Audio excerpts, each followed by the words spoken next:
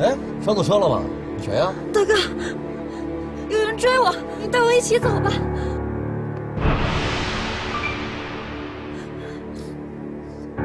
什么人追你？你认识吗？我不认识。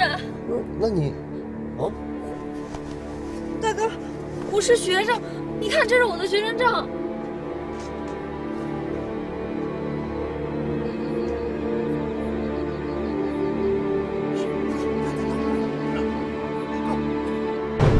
大哥，就是他们，大哥。是他们。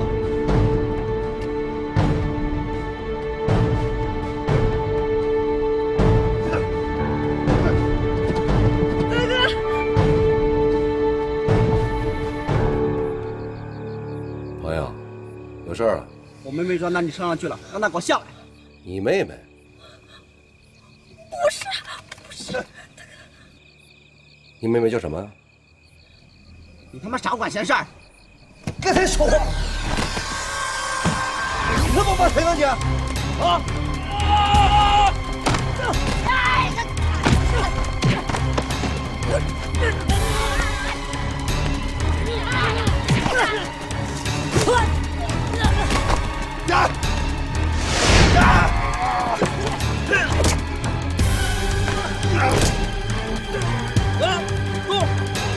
告诉你啊，你玩大了，知道吗？啊，跟我玩这一套，滚！怎么的？不服是吧？啊，不服是吧？经理，什么事儿？没事，一帮小流氓。回去吧，你们，没事，回去吧。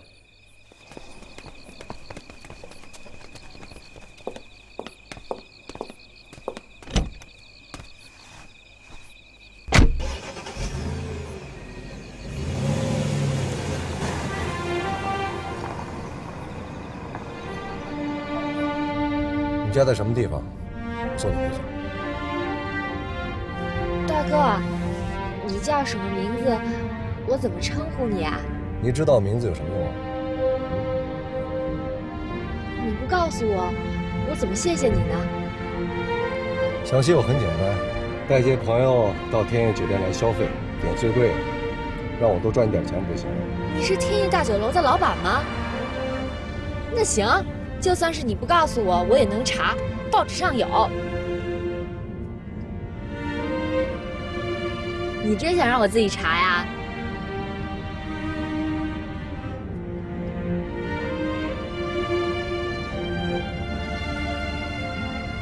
呀，你真的是窦总啊！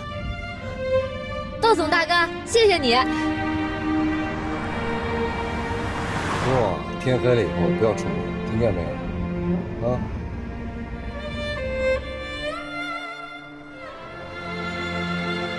我跟你说，当时你是没见着，见着了你一定会觉得他特别的厉害，就是那种特别男人型的。你不会对他一见钟情了吧？姐，我们学校里边可没这种事儿，我们学校男生都跟没骨头一样。我跟你说啊，下次我一定要带你。哎呀，秃子！哥们儿，我被你摔坏吧？你没长眼睛，你就把我秃子撞坏了，我让你给我赔。兽医，刚刚明明是你撞我，应该是你对我道歉才对。你管谁叫兽医啊？你这人讲不讲道理？是你先撞的我，好不好？你就是兽医。你狼。狼？什么狼啊？专门让兽医治的狼。就你，你还想治我呀？笨得跟你那小弟一样。什么小弟啊？就你怀里抱的那个呗。你得寸进尺了吧？我可告诉你，我这天天夸赞他，牺牲自己，为了给人类做贡献，他可是我实验的伙伴。对啊，伙伴就是好兄弟嘛。咱俩也是伙伴，我们是好姐妹。你以为我们怕你们兄弟俩啊？咱们走。你强盗！哥们儿，今儿咱俩倒霉，碰上一只狼。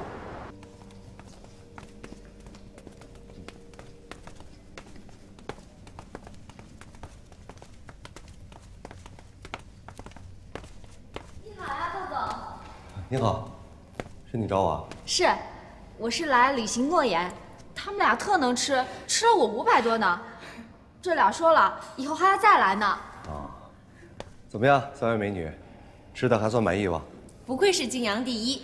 哎，窦总，今后我们再来，你能不能给我们多打点折呀？我们可都是穷学生。没问题，肯定给你们打折的啊。那这样说好了，到时候我们自己来，您可别说不认识我们呢。我还没老到记不住人的时候吧？以后你们来呢，通通给你们打折，你提他就行了啊。对了，你叫什么来着？刘瑞瑞。啊，想起来了啊，就这么地了，还有点事儿啊。再见。再见。瑞瑞，哎，瑞瑞，这种人每天见人见多了，记不住名字也很正常，你不至于的。谢谢你今天请我们的。没事儿，不就丢人了一次吗？瑞瑞，你不会真的暗恋上他了吧？他可配不上你。什么暗恋呀？我是那种暗恋的人吗？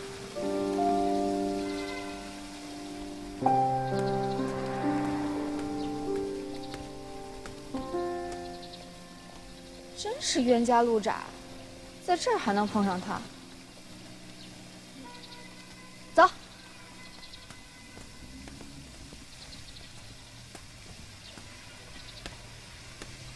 哎呀，我可真够倒霉的，走到哪儿都能碰到你。我也够倒霉的，我走哪都能碰到兽医。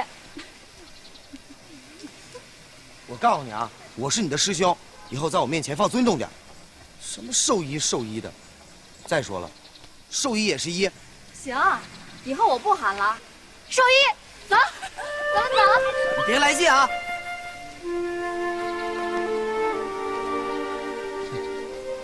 挺有个性的。金掌门跟我说啊，要我去医科大要个学生，说是个高材生。我们学校的，叫什么名字呀？周兆辉，认识吗？不认识，不过我听说过他。我们学校的好多女生都把他给传神了，他的每篇论文差不多都能引起轰动。我们老师上课的时候还说呢，说他是个怪才。这么优秀，你不去认识一下他？人家是博士生，我怎么去会他呀？难道我傻不愣登的跑过去说，哎呀师兄，你太有才了，我特崇拜你，傻不傻呀？我看你现在就挺傻。来，不吃，吃，不吃，吃，不吃。哎，马上要毕业了，是准备回家，还是留在泾阳？我觉得泾阳挺好的。要是爸他们愿意留我，我当然愿意留下了。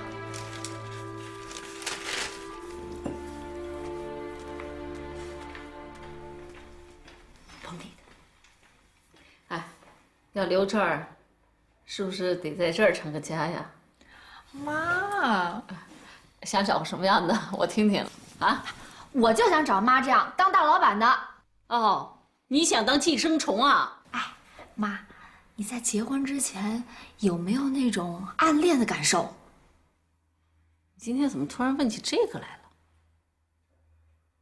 你不会暗恋上谁了吧？啊，没，我就这么一提啊，你可千万别当真，当真了我可受不了。不对，周兆辉，我把话已经说开了，别犹豫了。毕业以后，就到我们家来吧。这几年你一直在院里实习，对院里的情况也比较了解。另外，林院长和你们的徐校长打好招呼了，现在就看你的态度了。薛主任，谢谢你们医院这么重视我，真的有点诚惶诚恐，也非常感谢。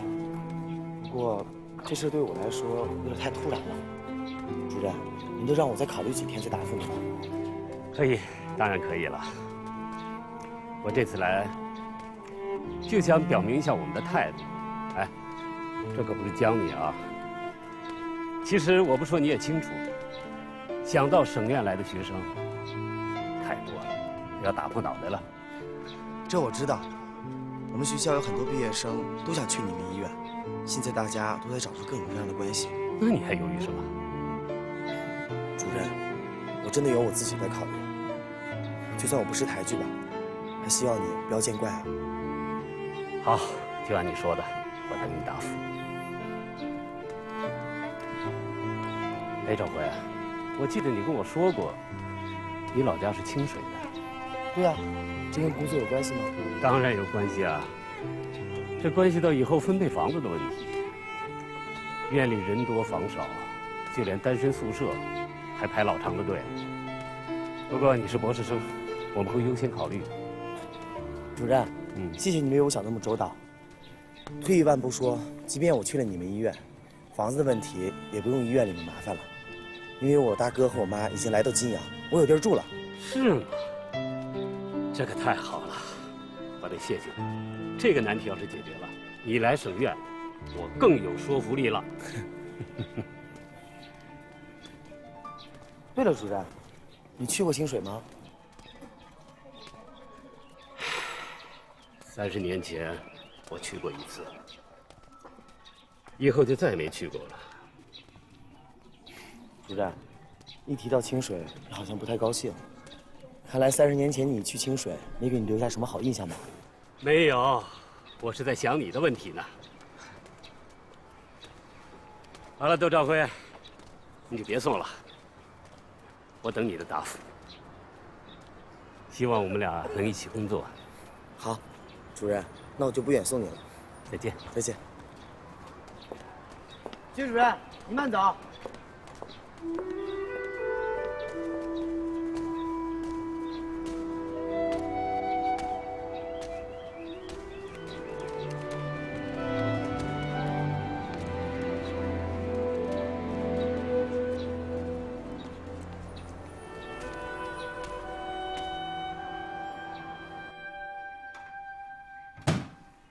没想到这个窦兆辉还挺傲啊！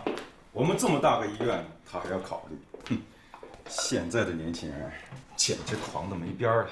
年轻人有点脾气不是什么坏事儿，要都百依百顺，没有一点自己的想法和个性，哎呀，做不出成绩来。他要真能来，我会盯着，改掉他身上不好的习气。你也别太软，对待年轻人客气，就是对他们放纵。有点小成绩，尾巴就翘到天上去了，目空一切，张狂无度，觉得老子天下第一。这样的人，就是有再大的本事，我也不会要。不是，刚才可能是我表述的不太准确。其实窦兆辉这个人还是挺谦虚的。伟茶，如果你硬是想要的话，我也不反对。不过他来了以后，我就把他交给你了。如果他还是像学生那样，不懂规矩，不守本分，到时候我可要找你的麻烦。好，他真要来，就交给我，我全权负责。我知道，你看准的人不会有错。哎，对了，院长啊，这文玲现在不光是干得风风火火，还越干越大，肯定发大财了吧？哎呀，这个文玲啊，这步算是走对了。上班的，咱们不谈这个。我先忙去了。好，行，你去吧。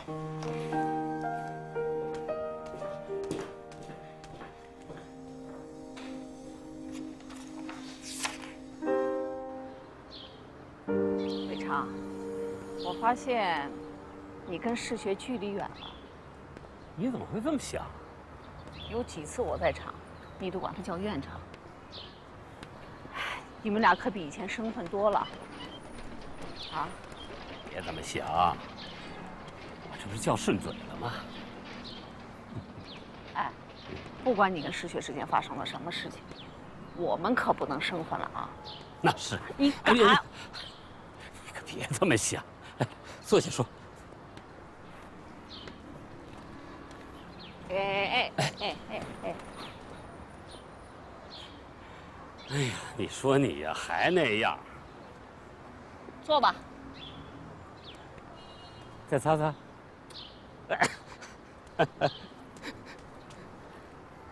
你说吧，找我什么事儿？哎，你看，世学这个人呐，上学的时候就小心眼儿。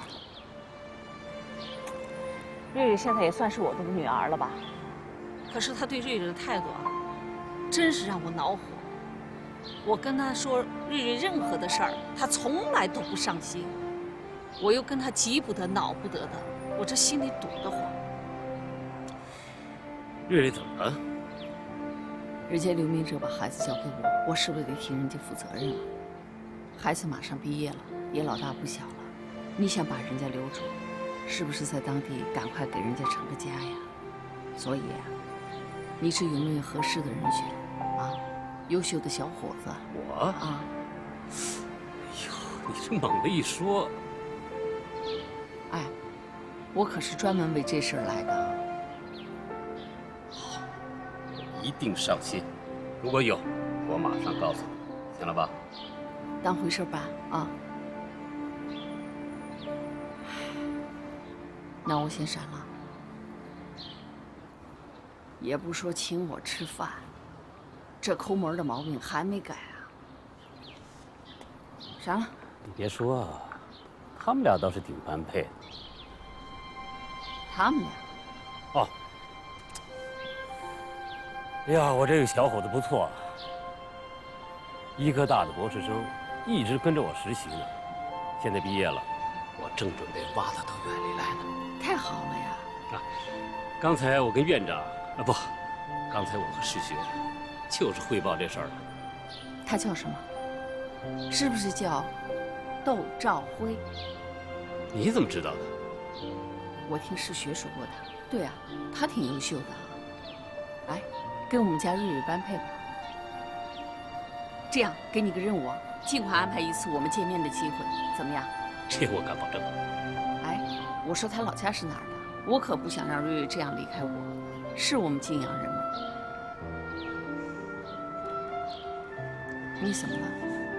文亮，他们老家是……你别说，我知道了，清水。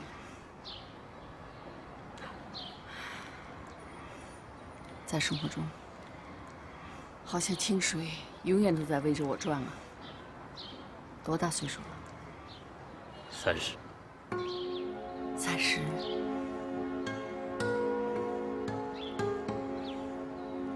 文亮，我不想，可没关系，没关系。哎，你看我这……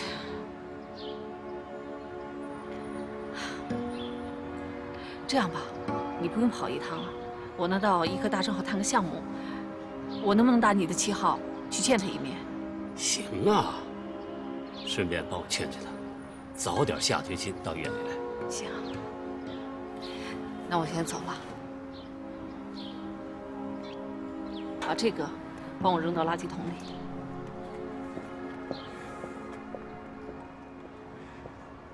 校长大人，我是马文玲啊。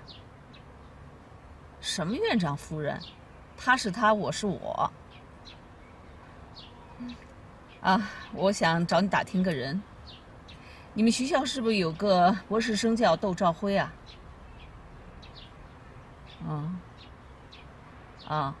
哟，你对他的评价不低嘛？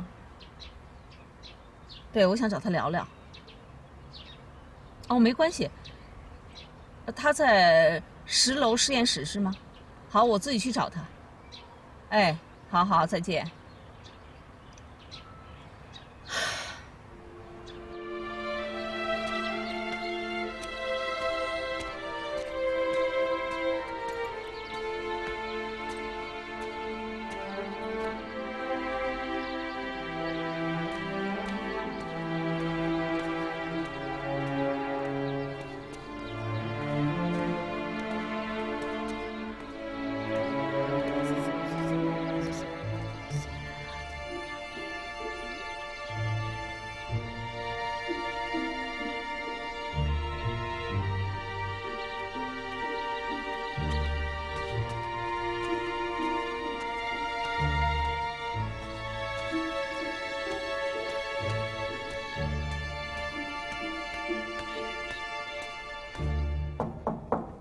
来了。你好，请问窦兆辉在吗？他不在。那他去哪儿了？哎，同学们，你们谁知道窦兆辉去哪儿了？可能去找试验材料了吧？啊，他可能去找试验材料了。这个具体去哪儿啊，我们也说不太清楚。啊，好，谢谢啊。哎，不谢。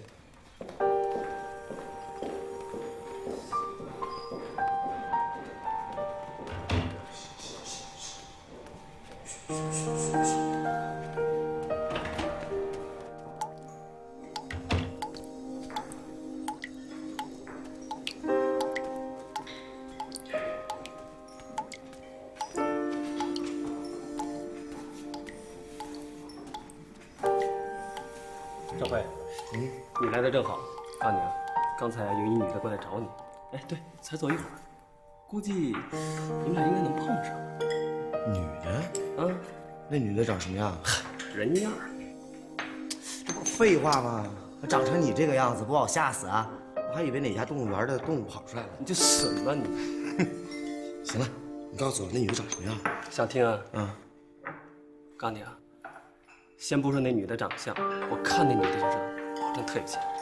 有钱呢？啊？我不认识什么款姐啊。错，不是款姐，是款姨。还款姨啊？那我就更不认识了，没这个亲戚。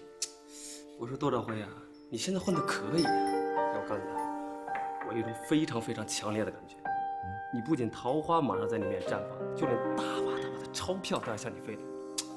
你说这艳福财富都爱向你靠拢，我说你凭什么就这么好福气啊？收，眼红了吧？啊，赶紧交流交流经验。也行，一会儿帮我把这个瓶子给我刷了，然后再把2号、3号试管给我做好。晚上请我吃顿饭的时候，我再详详细细告诉你啊。什么人？没问题。找我呢？谁呀？你别说了，我不想听，我这还有事儿呢。啊，我挂了啊。文玲，咱爸活着的时候最担心的就是你，世学也非常爱你，你就别再瞎找了。这事儿要让世学知道了，对他是一种伤害。我知道了，行了吗？还有啊，有空你给哥也打个电话，可别跟他说这些啊。哥现在可拿你的日子当榜样呢，别让他不开心。我跟你们说这些，你们也不高兴是吧？不是不高兴，是怕你老想着这事儿，说不定人又像前些年那样，那咱们兄妹几家的日子可又没法过了。行，我知道了，我挂了啊。谁也别想阻拦我。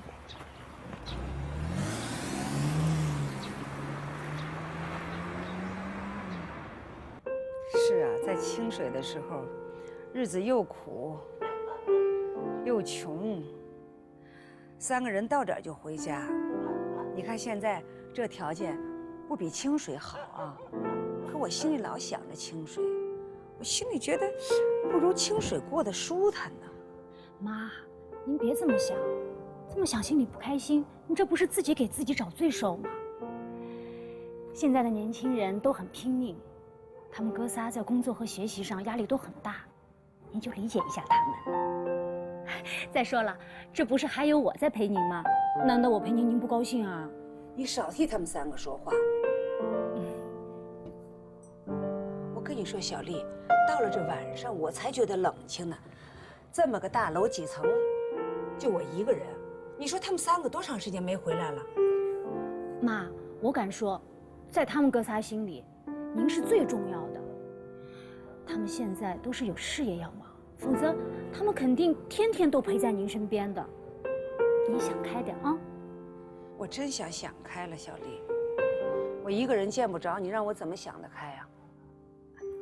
但您看哈，不管怎么说，他们哥仨还都在你跟前儿。你像我呢，离开清水这么多年，回去见父母的次数很少的，跟他们比起来，您幸运多了。小丽，我真该说你2句了吧？你怎么这样？你还好姑娘呢？你常回去看看你爸爸妈妈，他们多不容易把你带这么大，听见没有？我肯定常回去，听您的。来，妈，咱们吃个香蕉。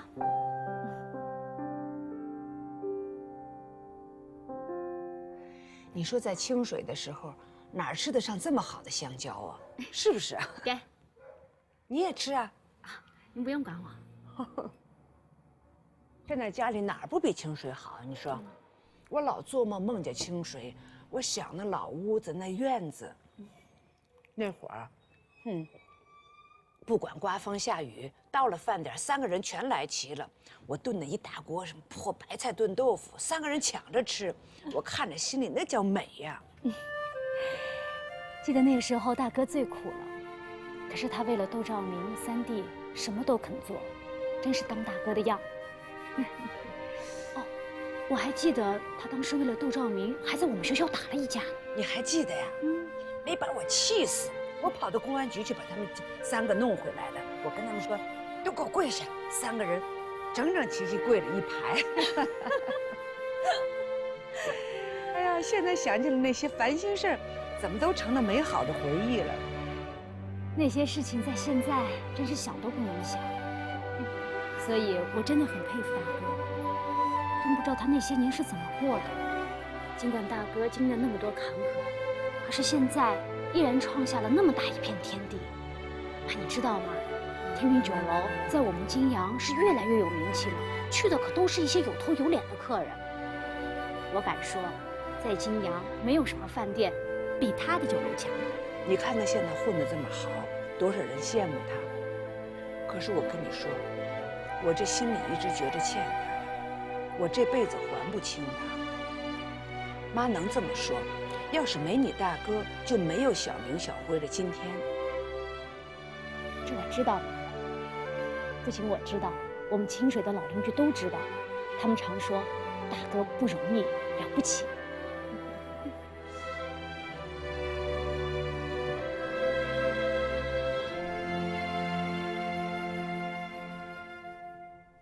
小丽，妈说你一句啊，你自己老大不小的了，傻不傻？你的事儿怎么办啊？妈，你怎么说着说着又说到我头上来了？当然说到你头上，你的事儿就是妈的一块大心病，你知道吧？其实啊，这个，你说这水呀，有味儿没味儿，甜不甜，不在水，在你放没放糖。过去的事儿不在乎你怎么忘了它，在乎以后重新开始，是不是？妈，您说的意思我明白。其实每个人都有过去，有好的，有不好的。你要硬往过去跑，跑不回去；你要非往过去跑，那不是自己受罪吗？是不是？是。与其这样，还不如重新开始呢。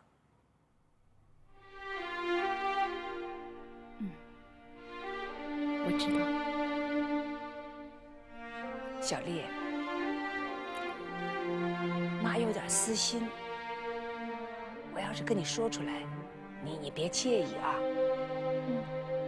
你看，你大哥吧，初中文化，你那么有文化，可是大哥的优点也不老少，你不刚才说了吗？是不是？你跟大哥有没有这个可能？妈，也太突然了。我是很钦佩大哥，可是我一直只把他当个大哥看的，我从来没往这方面想过。你看，我不是跟你说了吗？我说我有私心，没这事就算了，就当我没说。也是啊，你呢，大学生，小光文化水平又不高。可话说回来了，过日子，谁一天到晚你告诉我在家里都谈文化、谈学问过日子？那俩人要过得好，比什么文化都强，是不是？妈，咱们不说这事儿好吗？好，好，好，不说，不说，不说。我刚才什么都没说啊。妈，您还什么都没说，您说的够可以的了，真是把我吓一跳。别说我不能接受，即使您这样猛地跟大哥一说，他也不可能接受。他要接受了呢？哎呀，妈，我就是这么打个比方，您千万不要跟大哥提啊。我跟他说干嘛？我才不跟他说，咱俩干嘛？傻推没门儿。啊，妈，我给您去打洗脚水啊。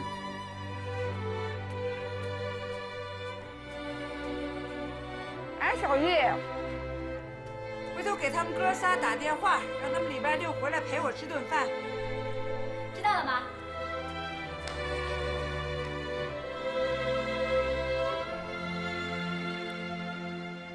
二哥，我今天来找你是让你帮我出个主意。省医院的薛主任都已经催了我好几次了，可是我现在还是有点犹豫。你说我是去还是不去啊？你还有什么好犹豫的？这是天上掉馅饼的好事儿啊！你知道当初我要进这个单位，我费了多少劲？那要不是辛小七帮忙，我根本就进不来。你现在有人抢着要你，你就别不知足了啊！说的也是啊。哎呀，我有的时候啊，我都替自己难过。哎，你说老天把运气都给你大哥和你了，就我这儿没人疼没人爱的。说什么呢，二哥？我还觉得我挺羡慕你的呢。你羡慕我什么呀？我有什么好的呀？你看看你和大哥，啊，一个腰缠万贯，你呢，现在要炙手可热的香饽饽，我是又没钱又没长进的，想换个好点的地方吧，又觉得这儿还不错，想做生意赚点钱吧，我又没那个魄力，我算是憋这儿了。二哥，我觉得你现在就真的挺好的。你说你当个领导，还有权，有那么多人上赶着巴结你，就刚才我看着那帮人对你点头哈腰的，我差点没笑喷了。哎，二哥，你可别站着说话不嫌腰疼啊！你知道什么呀？那帮人呢，表面上点头哈腰的，其实呢，一个个的谁都揣着10个8个的心眼儿，背后啊，指不定怎么骂我呢。行了，二哥，还说说我的事儿吧。咱家就你出去最多了，你说我是答应他们还是不答应他们？哎，我就不明白了，你现在犹豫什么呢？省医院多好的地方，你为什么不愿意去那儿啊？省医院吧，是挺诱惑人的，可是对我来说，不一定合适啊。如果他们把我的手脚都绑住了，不让我有发挥的余地，那我就是还不如去些小医院呢。我说你疯了吧你！你自己是医生，你不会让自己吃错药了吧？谁不知道人往高处走？现在有梯子架着你往上爬，你还不要，你还要撤，你这不是有毛病吗你？你要让我给你出主意，我就让你去省医院。行了，二哥，你嚷嚷什么呀？你的意见我重点考虑还不行啊？这就对了嘛！现在啊，你们一个个的都春风得意了，就我，哼，一脑门子官司。又怎么了？还不是你二嫂那点破事儿。哎呀，现在怀了孕了，出国的签证也没下来。你说是走呢，还是要孩子？我总跟他说，我说你把孩子生完再走。可是我一见他，我这话我就说不出来了，我还得天天哄着他。单位这边天天这破事找我，你说我烦不烦？二哥，你可不是没有主见的人啊。以前咱们家遇到多少困难的事儿，不都被你一一化解了吗？行了，别想那么多了，就坚持自己，该怎么办就怎么办。我要知道怎么办，我还能这么愁吗？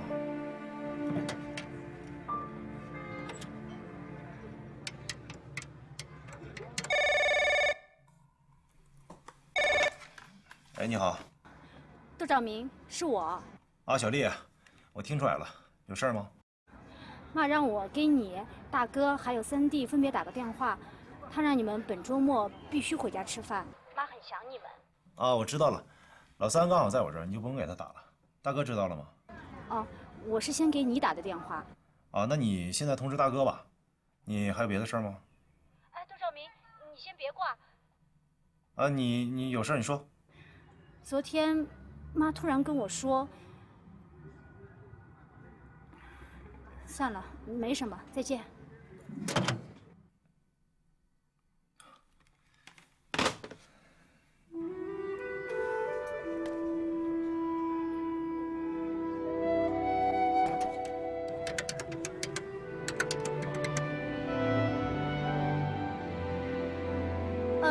喂，你好。麻烦你帮我叫一下窦总。哦，他没在啊。哦，不用了，我一会儿再打来吧。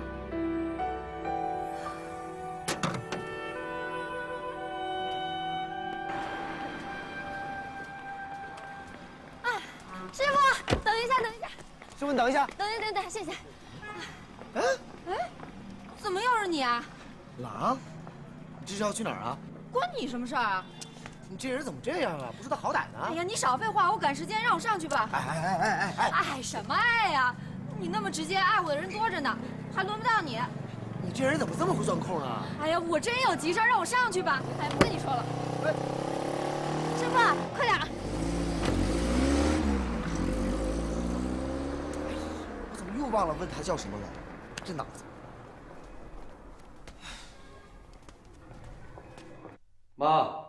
回来了。我要不让你回来，你告诉我，你心里还有这个家没有？你还有我这个妈没有？我要不拽你回来，你告诉我，你是不是就不回家了？哎呀妈呀，我这不是回来了吗？你说酒店生意这么忙，你有什么事儿啊？非要回家说干嘛呀？我让小丽给你打电话，她打了没有啊？你有什么事你跟我打就行了嘛，让小丽给我打干嘛呀？我想跟你说你和小丽的事儿。我和小丽有什么事儿啊？光，你告诉妈，你觉得小丽这个人怎么样？挺好的啊，她不好的话，妈能认她当干女儿吗？妈喜欢她没错啊。那当然了，我现在是问你，你喜欢她吗？妈，你啥意思啊？我想让你和小丽好。你听我说，我今天跟她说了，我说你俩能好。你听我说啊，她没说不同意，也没说同意。她有一句话我记得特清，她说你要是跟大哥说了以后，那大哥会接受吗？你看，我现在问你，小光，我想让她做咱们家的大儿媳妇儿，你告诉我你接受吗？你等等。小丽真的跟你这么说的？啊，我看出来了，小光，我看出来你告诉你，让我看，你喜欢他，你喜欢他，我看出来了。不是，你听我说嘛，我是喜欢他，但不是那种喜欢。你这，妈，你怎么把我们俩扯在一起去了？你看这是什么事儿啊？哎呦，我看你俩行。不是，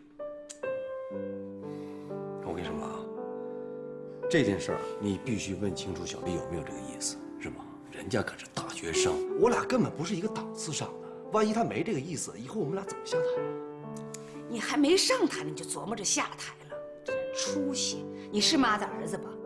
人家小丽都没说什么，你这不行了，那不行了，你有点出息不行？你啊！哎呀，反正我觉得妈，你说你怎么把我们俩扯在一起去了？哎呦！我告诉你吧，你俩肯定能成。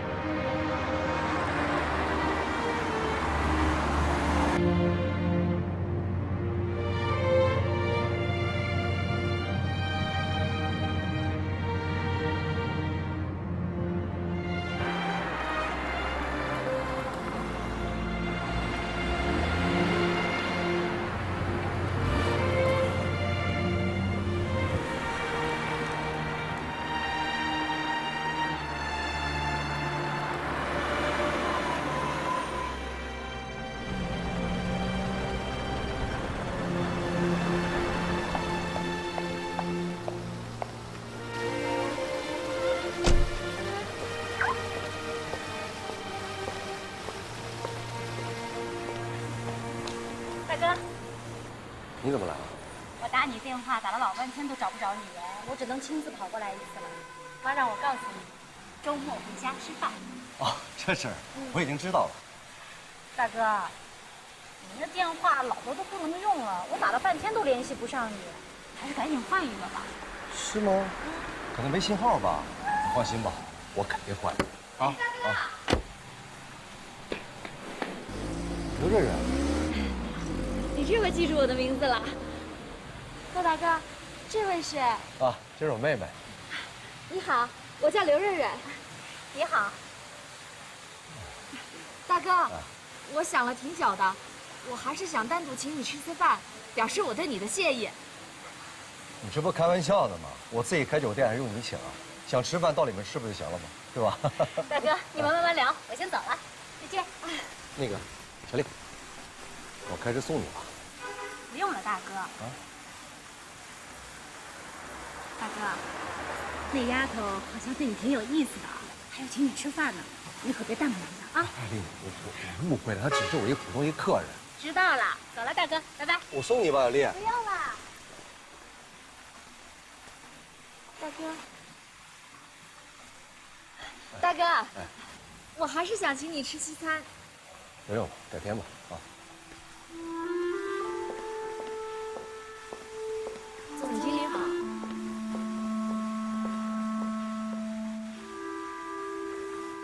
怎么回事嘛？你说今天食堂会做什么饭呢？希望烧个回锅肉吧。回锅肉？哎，不可能，回锅肉就好了。哎，哥几个，你们先帮我拿过去，占个位置，一会儿去找你们啊。哎，好，过去。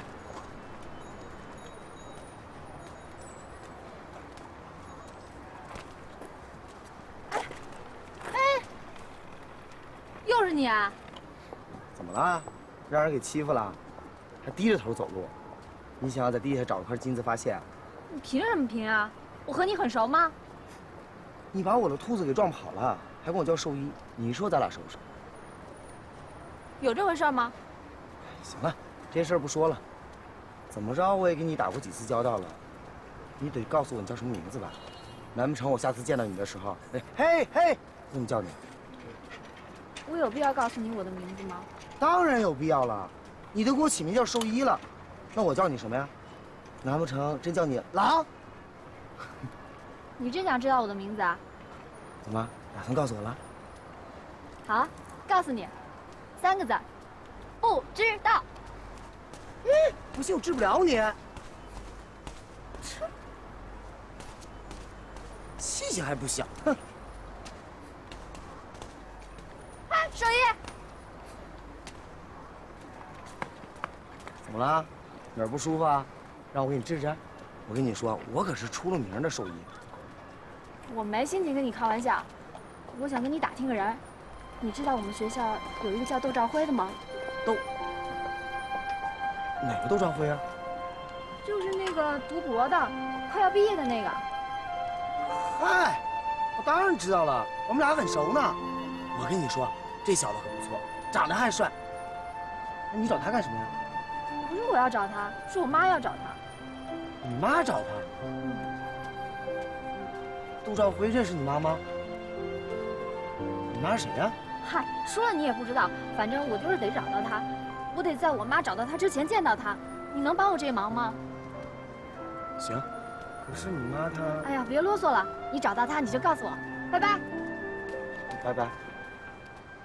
哎呀，实在不好意思啊，不好意思，这不是我权限范围之内，实在是帮不了你，啊，对不起啊，好，再见。看着没有，成天就这些烂事儿，咱不理他。哥，你刚才想跟我说什么来着？哎呀，二弟啊，昨天呢，我想了一晚上，这想来想去这事儿啊，非跟你说不可了。我什么事儿？你跟我就别那么多开场白，有什么事儿你就直接说就完了。这样，这个妈呢，给我介绍了个女朋友。真的啊？哎呦，那是好事儿啊！那以后我不是要有嫂子了吗？对呀，咱妈介绍的人肯定没错。谁呀？小丽。谁？尚文丽，小丽呀。尚文丽啊。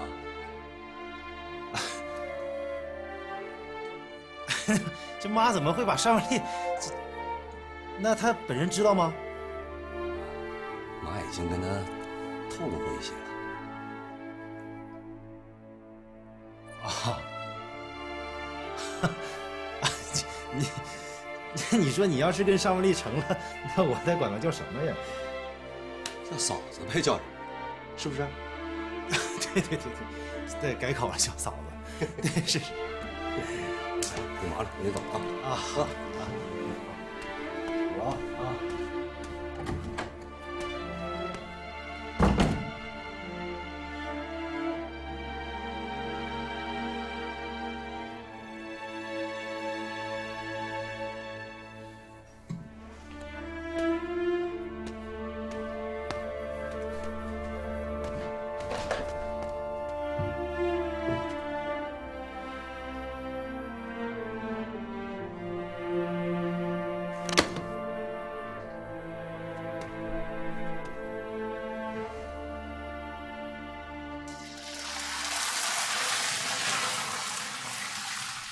妈，小心点啊！对。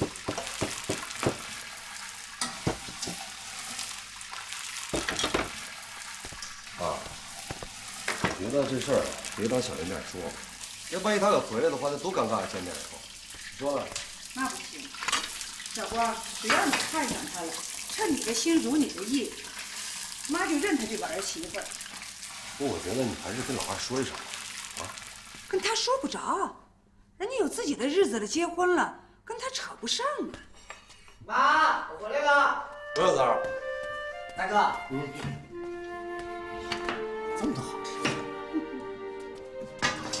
妈，你跟我大哥总在厨房里嘀嘀咕咕说什么呢？快忙你的去吧，啊！妈，我们打下手吧，看点啥？不用，你快忙你的去吧。我跟你大哥说点事儿，忙你的去吧。不说我都忘了，大哥，这个星期跟你到你那儿了。不让帮忙就算了，我乐不得坐享其成的，走了。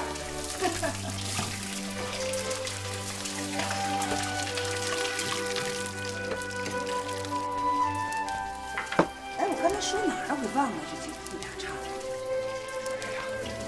这样，我觉得这事儿真的觉得挺别扭。你这点出息！行了，你别忙了，小丽还没来呢，是吧？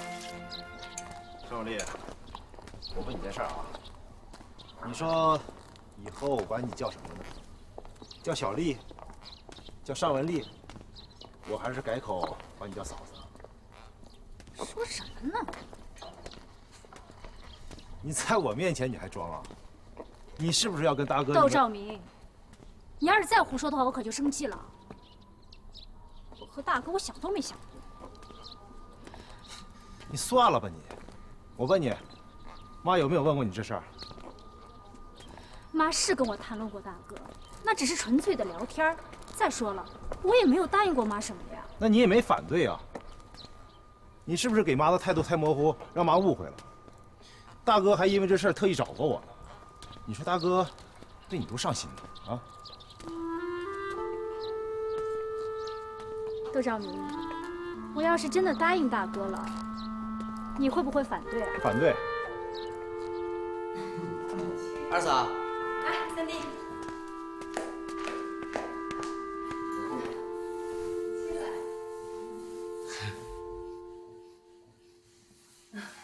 二嫂，你们的事儿还不想告诉妈呀？这要是过段时间，到时候你们想瞒都瞒不住了。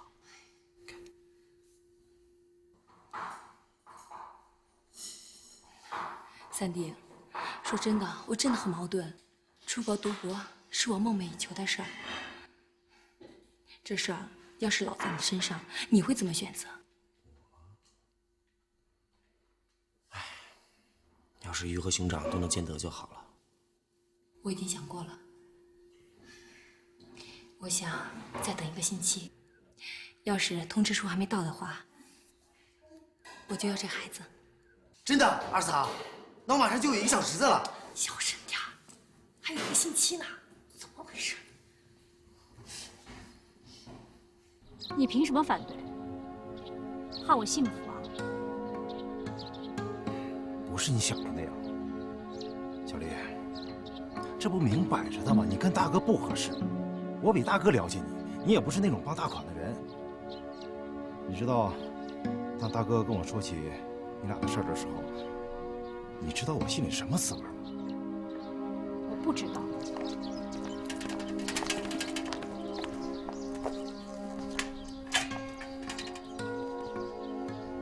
可是我相信，你一定会跟大哥说我的优点。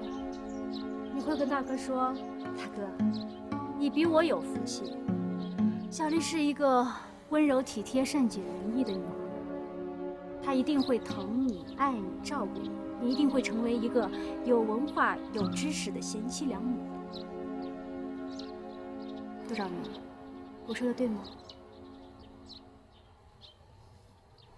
怎么不说话了？这些可都是曾经你对我的评价。我突然觉得很茫然，觉得心里一下子就空了。空什么？怕我嫁人啊？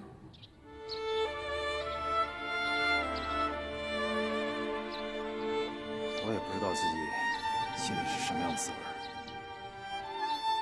反正觉得特别别扭。你不知道，我来替你说。其实你根本不希望我嫁给任何人，不管我嫁给谁，你心里都会不好受、不平衡，因为你根本不想我曾经对你的爱转嫁给任何一个人。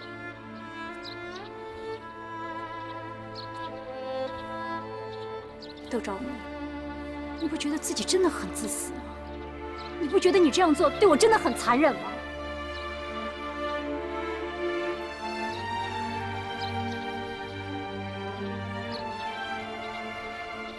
不管我会不会嫁给大哥，我始终都会嫁给你。窦兆明，我希望你能够祝我幸福，我也希望我们将来能像好朋友一样交往。行，这是你对我的惩罚，我接受。可是小丽，我真的不是像你说的那样。管好你自己的事情吧。妈现在最希望的是你跟辛晓琪给她生个孙子，你们俩也抓紧一点，别让她失望。小丽，等一会儿要是进屋了，妈要是再跟你提大哥的事儿，你怎么面对啊？该怎么面对就怎么面对，你别操心。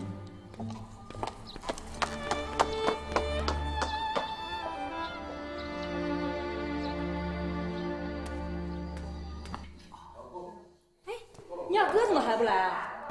不知道啊。爸爸，张明，二哥来，妈，又做了不少好吃的吧？一会儿上去换件衣服。二哥，你也太不扛念叨了吧？这二嫂刚说到你就回来了。哎呀，我就是听到你二嫂念叨我了，推门就进来了。切！哎，杜兆明，你们怎么一起来了？谁啊？尚文丽啊？啊，你还关心这个呢？小光，哎，咱们说好了啊，你一会儿别唧唧歪歪的，听见没有？等他一来我就挑明了。妈，端菜。老三，老三。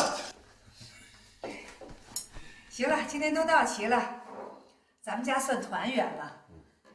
大伙儿吃吧，都吃干净了啊！哎，等，那个，我说两句。你大哥说两句。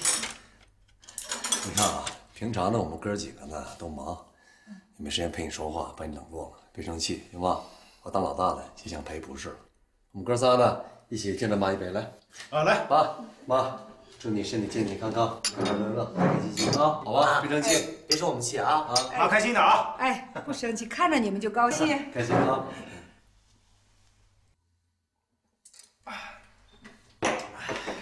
大哥说了以后，妈也说两句。你看小光吧，也老大不小了，没个对象，你不让我操心死了吗？现在好了，妈给物色了一个。妈，真的？这什么时候的事儿啊？你也太厉害了吧！哎呀，三弟，别打岔，让妈接着说。妈是什么样的人呀？妈，你别卖官司了。就是。小丽。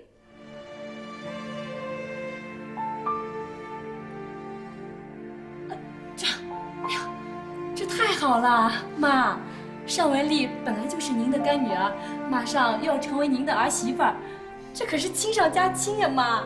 我举双手赞同。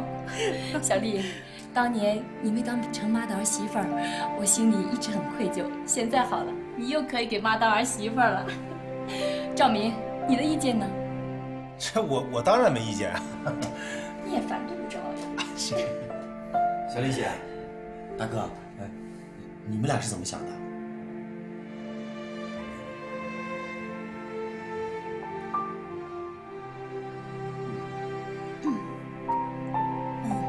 这个事情，妈之前倒是跟我说过。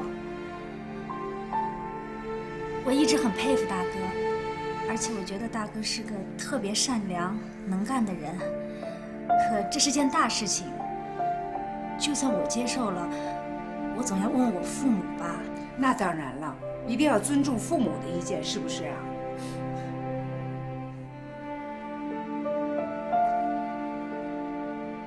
小光，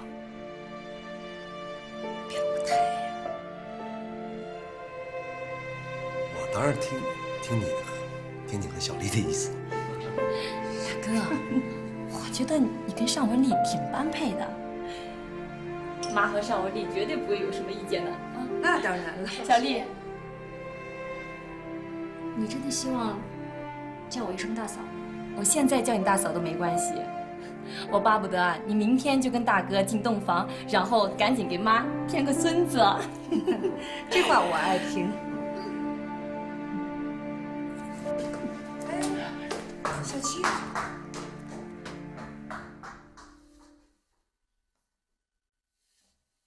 小明，小七是不是有了？我不知道啊。哎呀，这要是有了可太好了，明天就陪他到医院去检查检查去。小齐这真要是有了，咱们家窦兆明可给窦家立了头等功了。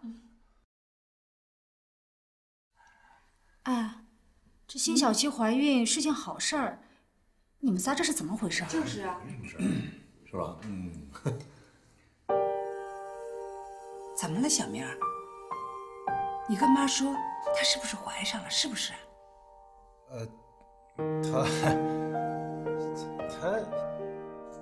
怎么了，小明？你告诉妈，她是不是怀上了？窦少明，你就说句话，也好让妈心里有数。窦兆明，你跟妈说实话，是不是怀上了？我不知道，我去看看他去啊！你撒谎你！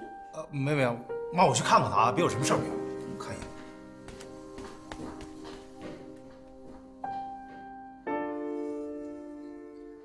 妈，你看有菜都凉了，来吃吃，好吧？来，你吃吧，妈，来吧。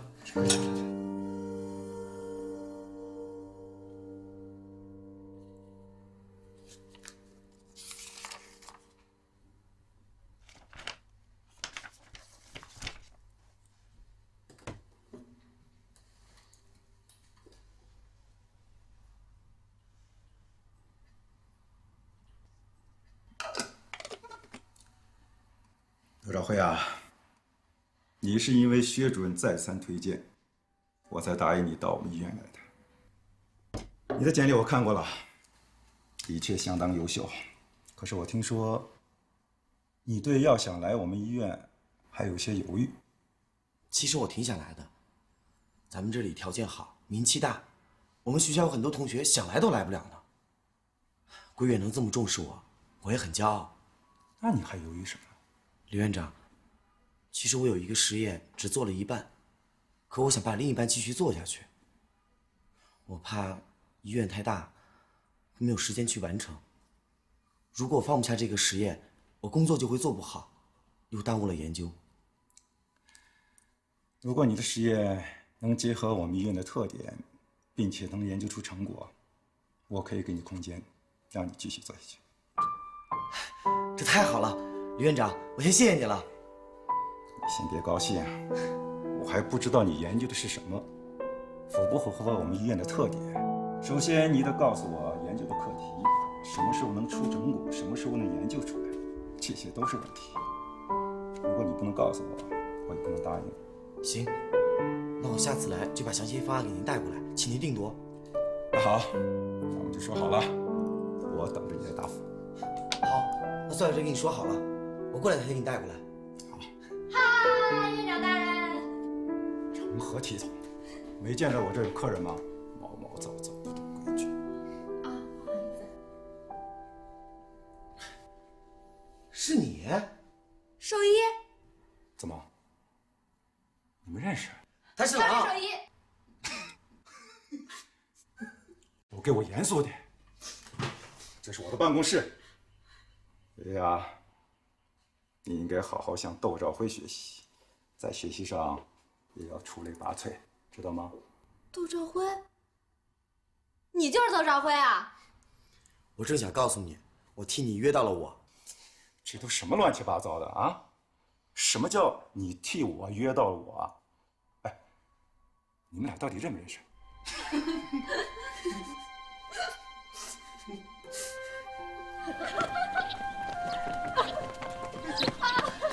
哎，笑死我了！